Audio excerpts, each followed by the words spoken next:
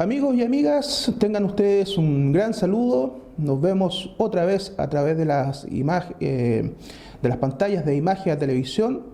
y con su conductor, ¿no es cierto?, Camilo Osorio Gálvez, en nuestro programa Historias y algo más. Hoy vamos a hablar, ¿no es cierto?, de un tema que lamentablemente, ¿no es cierto?, la bibliografía no es muy abundante sobre la participación o algunas consideraciones, ¿no es cierto?, de la participación de la masonería en la Guerra del Pacífico. Lamentablemente, ¿no es cierto?, por el secretismo que rodea esta hermandad, no hay mucha bibliografía de acceso al público sobre este tema en particular. Sí hay mucho sobre masonerías, de hecho las recomendaciones de libros que vamos a hacer hoy, vamos a plantear algunos textos que hablan o abordan de alguna forma en la ficción, ¿no es cierto?, y en la parte académica, ¿no? Vamos a hablar de masonería. Primero vamos a definir qué es la masonería. Muchos, y la teoría conspiranoica habla de una sociedad secreta que, bueno, junto a los Illuminati, los grupos Bilderberg, Skull and Bones y otras más, que, bueno, hay muchas sociedades secretas, la Sociedad Rosacruz también, hablan un poco de este misticismo, de este misterio, y se rodea un poco de mito, más allá de lo que realmente es. La masonería, ¿no es cierto?, es una sociedad discreta, que no es una sociedad secreta propiamente tal, porque conocemos dónde están sus logias o talleres, como lo llaman ellos, y también en alguna forma conocemos a algunos miembros de esta hermandad. Si bien es cierto, la masonería se fomenta, ¿no es cierto?, se forma oficialmente en 1717 con la organización de la Gran Logia de Londres,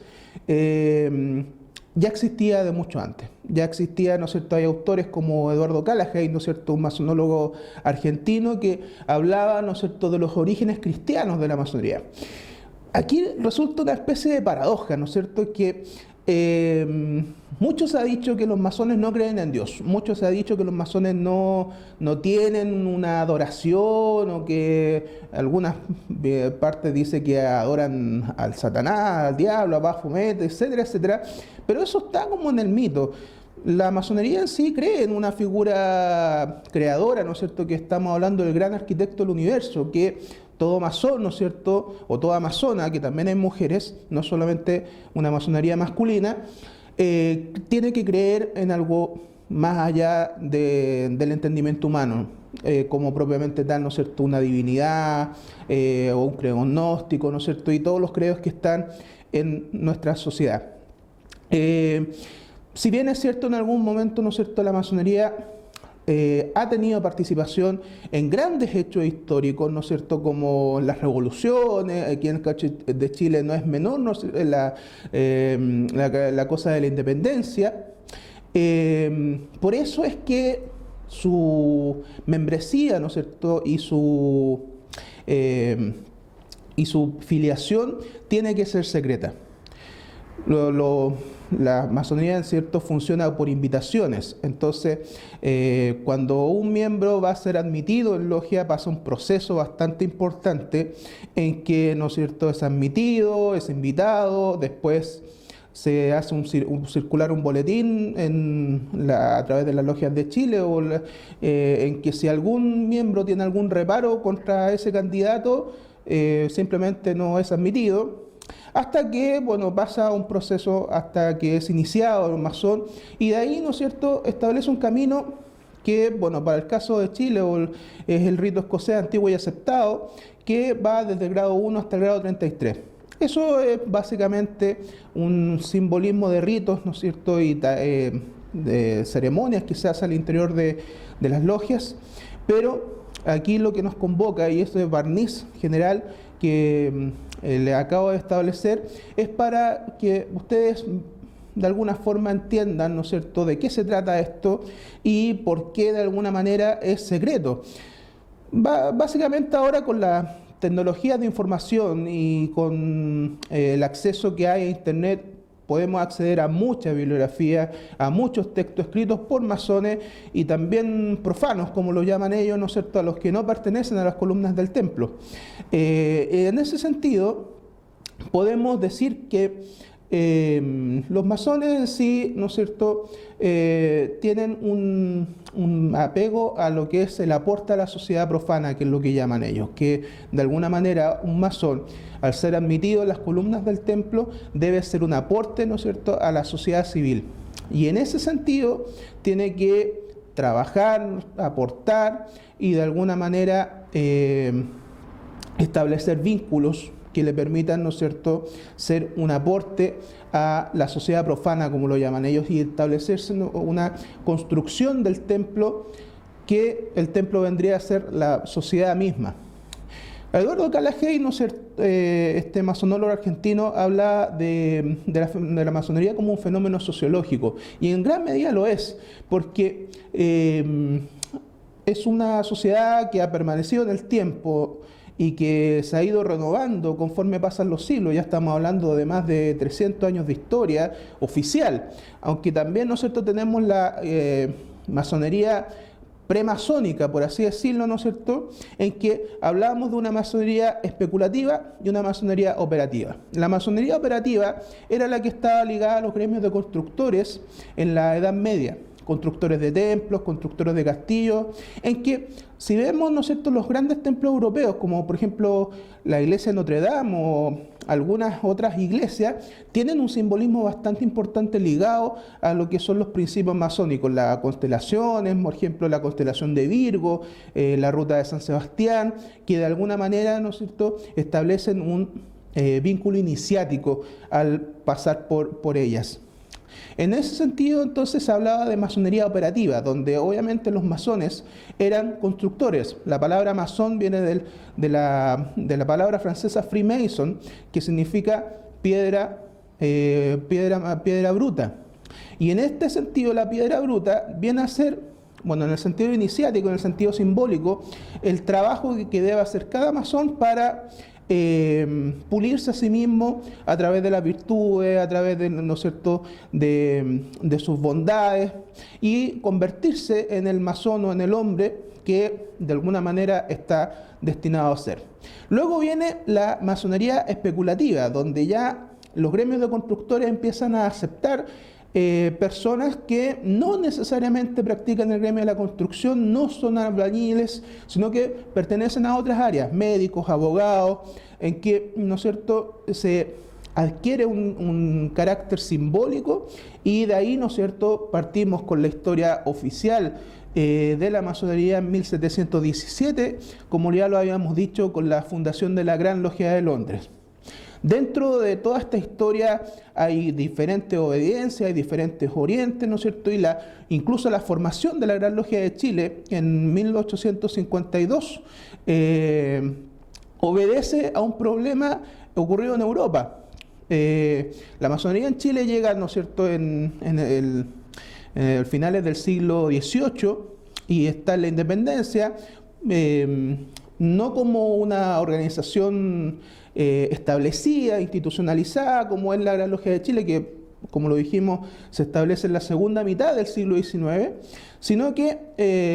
es una masonería premasónica, y donde existen logias integradas por masones que vienen de Europa, que de alguna forma van a empezar esta historia acá en Chile. Y no va a estar exento de participar en revoluciones, como el caso de la independencia, ¿no es cierto?, destacados masones en la independencia de Chile, O'Higgins, San Martín, incluso José Miguel Carrera, que, bueno, José Miguel Carrera se inicia masón en Cádiz, es el único masón regular que podemos encontrar, porque la O'Higgins y San Martín pertenecían a logias en Inglaterra, pero la documentación no es clara si es que hay un reconocimiento regular por parte de la masonería. Carrera, el caso de él es diferente, porque él se inicia masón en Cádiz, con la gran reunión americana, ¿no es cierto?, impulsada por Simón Bolívar, y como no le gusta la forma de llevar a cabo el proceso de independencia, él decide retirarse de esta logia y se va a Massachusetts. Y en Massachusetts se inicia masón y bueno, en una misma ceremonia dice el mito, ¿no es cierto?, que le dan los 3 grados, cosa que es imposible, ¿no es cierto?, el grado de aprendiz, compañero y maestro, y vuelve a Chile ya como masón regular. Bueno, en este tiempo, ¿no es cierto?, Carrera ya va a ser fusilado, y es fusilado por una razón bien simple. La historiografía ha puesto el hecho de que por su andanza en Argentina, ¿no es cierto?, donde su ejército saqueaba ciudades, bueno, cosa que sí ocurría, pero esa era la razón oficial. Pero la razón verdadera por la cual matan a Carrera es porque delató a los miembros de la Logia Lautaro en Guayaquil. Eso no está en los libros de historia, no es un dato muy conocido y que no ha circulado mucho porque de alguna manera derriba un poco el mito del héroe. No es que acá la intención de este programa, ¿no es cierto?, enlodar la figura de Carrera, pero y sin desconocer su aporte. De hecho, vamos a hacer un programa dedicado a él más adelante. Pero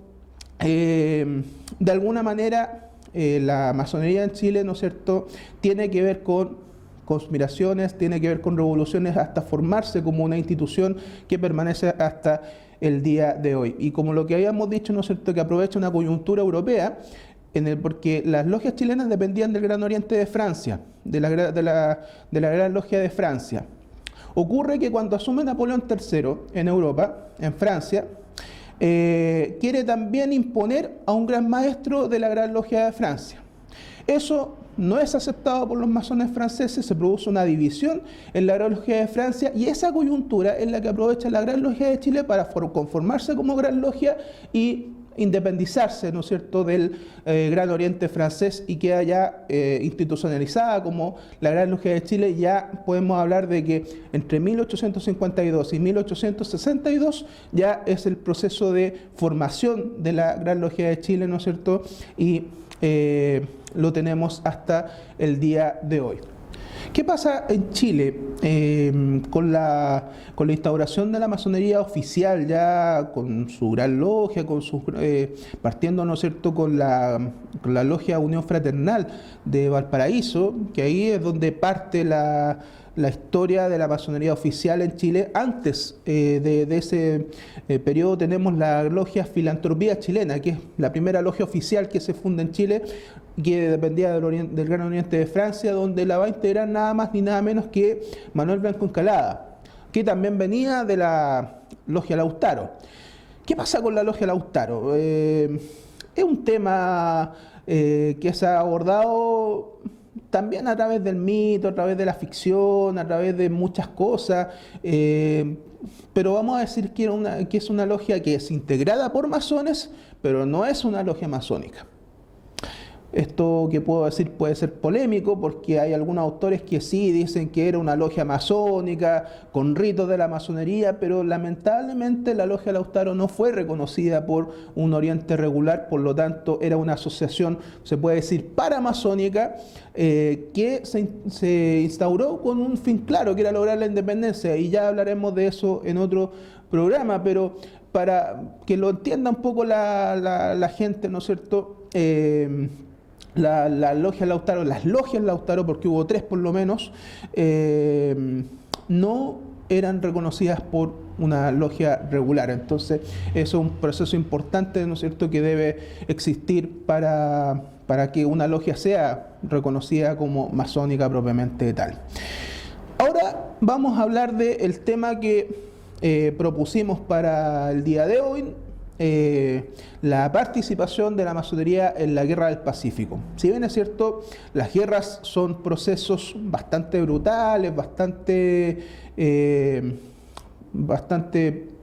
malos para las sociedades, pero sin embargo, como dice Karl von Clausewitz, la guerra es la continuación de la política por otros medios. Lamentablemente es parte de nuestra sociedad, es parte de cómo se hacen las cosas en política, ¿no es cierto? Y si bien es cierto, la disuasión se hace para evitar que llegue la guerra, en algún minuto esta guerra es inevitable y se produce la hostilidad y el enfrentamiento. ¿Qué pasa en la Guerra del Pacífico? Cuando estalla la Guerra del Pacífico en 1879 ya tenemos intervención de la masonería antes de la Guerra del Pacífico con el servicio secreto, o por así llamarlo, un servicio secreto incipiente, que eran en realidad ciertas personas que hacían funciones de espionaje. En realidad el espionaje que hacían era visitar instalaciones militares, levantar croquis de algunas zonas, bueno, y aprovechar su amistad con algunos ministros e integrantes del gobierno enemigo, ¿no es cierto?, para obtener información, y esa información llevarla al gobierno, porque recordemos que la masonería en su minuto, o en gran parte de su historia, es eminentemente elitista. Los masones tienen que tener un dejo intelectual bastante importante, tienen que ser profesionales,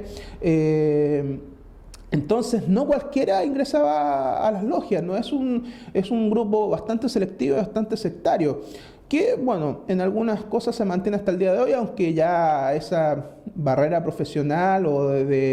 económica que puede establecer en algún minuto ya no es tan visible en la actualidad, ¿no es cierto? Vemos masones que se integran desde diversos orígenes. En este tiempo, la masonería tiene un importante dejo intelectual y un bastante dejo económico, ¿no es cierto?, de sus miembros, por lo tanto tienen contacto y tienen roce con grandes políticos, grandes miembros del Estado, y eso puede traspasarlo como información al gobierno de Chile. Se va a establecer este servicio secreto que va a interceptar la firma del Tratado de Alianza Defensiva de 1873 entre Perú y Bolivia, y tratado que se dice tratado secreto, pero en realidad no era tan secreto porque había sido publicado en una revista en Guatemala. Entonces sí se sabía de la existencia de este tratado. Ahora, no se le tomó el peso a cuáles eran realmente su alcance para, obviamente, iniciar una guerra, que es lo que finalmente ocurre en 1879 con el detonante de la violación de los tratados de 1866 por parte de Bolivia y de 1874 por parte también de Bolivia, y que también va a subir el quintal de salitre, lo que afectaba a los salitreros chilenos, y también el embargo de la salitrera chilena de Antofagasta el 14 de febrero de 1879, que es cuando se produce la reivindicación de Antofagasta. ¿Por qué reivindicación? Porque ese territorio antes de la guerra era chileno y que fue cedido a Bolivia por un vínculo de hermandad, porque después de la independencia se acordó un tratado que se llama Uti Possidetis, que reconoce las antiguas jurisdicciones de la corona española. Obviamente a España no le interesó delimitar las nuevas provincias, delimitar los nuevos países, así es que los países adoptaron este convenio, que en algún minuto dejaba ciertos vacíos porque dejaba el límite entre Chile y Perú, no Bolivia, entre Chile y Perú, entre el desierto de Atacama. Ahora, no se especificaba cuál parte del desierto era el límite, y ahí es donde Bolivia entró como una cuña y se apropió de estos territorios. Y bueno, Chile se lo cedió porque tenían su mediterraneidad, ¿no es cierto?, y no tenían acceso al mar. Eso como un dato para que lo tengan en cuenta sobre la guerra. ¿Qué va a hacer la masonería en este sentido? La masonería va a actuar tanto en el plano político como en el plano militar. En el plano político, ya lo dijimos, habla de este servicio secreto, intervenciones, tratar de buscar acuerdos, ¿no es cierto?, entre los masones chilenos y los masones peruanos para llegar a una paz. Y en el plano militar, intervenciones, batallones que van a llevar la escuadra y el compás en sus uniformes para identificarse entre ellos. También durante este periodo, ¿no es cierto?, va a haber una intervención del Gran Oriente de Alemania pidiendo a las logias chilenas que hablen con sus pares peruanos para terminar la guerra. Hay por lo menos 3 cartas que las rescata Francisco Machuca, que es como un poco lo poco que hay sobre el tema en relación a la guerra del Pacífico, y de estas cartas hablan de que por la masonería es una sociedad universal, una hermandad universal, por lo tanto a través de ella los hombres de virtud tienen que ser hermanos y por lo tanto no puede haber guerra, no puede haber conflicto entre hermanos, pueblos del mismo origen. Entonces les pide encarecidamente intervenir en el conflicto, y por mucho que cuando estalla la guerra muchas logias que existían en Chile dejan de funcionar, pasan a dormirse, a talleres como a batir columna en algunos casos, y los masones quedan como en libertad de acción, y muchos se integran al ejército y otros en el plano político para tratar de buscar la paz. En el plano militar, como ya lo habíamos mencionado, van a haber muchos oficiales que van a aportar la escuadra y el compás en sus uniformes para identificarse entre ellos, ¿no es cierto? Y hay un caso que rescata Francisco Machuca, que en la batalla de Chorrillos, un teniente peruano hace la señal de angustia, que es un toque que es conocido por los maestros masones, que es la pedida de auxilio. Donde se supone que cada masón, cuando se ve angustiado, se ve en algún problema, puede recurrir al auxilio de sus hermanos, y los hermanos están obligados a prestarle apoyo, sea lo que sea que signifique lo que van a hacer. Pero en este sentido, ¿no es cierto?, esta anécdota que rescata Francisco Machuca en su libro Las 4 campañas de la Guerra del Pacífico, habla de este teniente que se identifica con el oficial chileno, que también era masón, y el oficial chileno lo protege y no lo matan para que es tratamiento entre hermanos.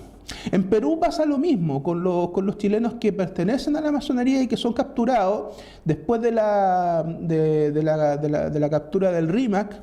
en el año 79, donde los masones peruanos van a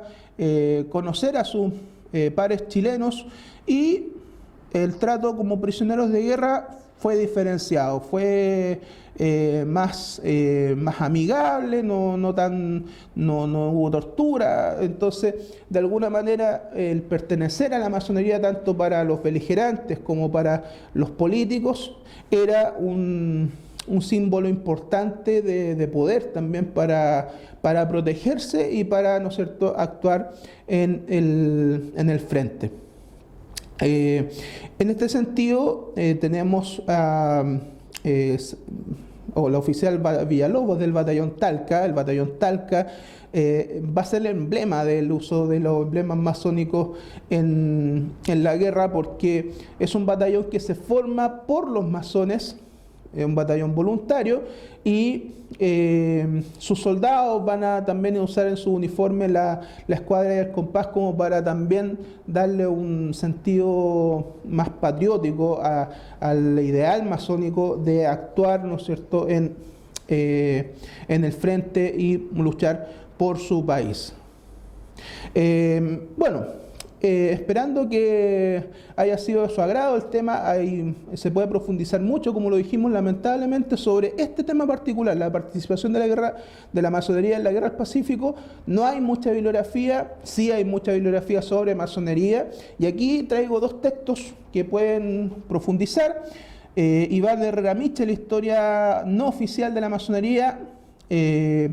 que habla un poco de la formación y de cómo se va entre 1717 y 2017, un libro bastante interesante y ameno de leer. Y Francisco Ortega con El Cáliz Secreto, que habla de la historia del cáliz de Calera de Tanco. Bueno, entre la ficción y entre un poco el mito histórico del cáliz que desaparece durante el gobierno Pinochet, misteriosamente, aunque sabemos que nada se produce tan misteriosamente, sino que muchos son acuerdos. En el libro de Francisco Ortega pueden encontrar cómo se desarrolla esta trama, y es bastante entretenido y bastante interesante de leer. Bueno, esperando reunirnos en una próxima ocasión, se despide atentamente de ustedes Camilo Osorio, y este es su programa Historias y algo más. Muchas gracias.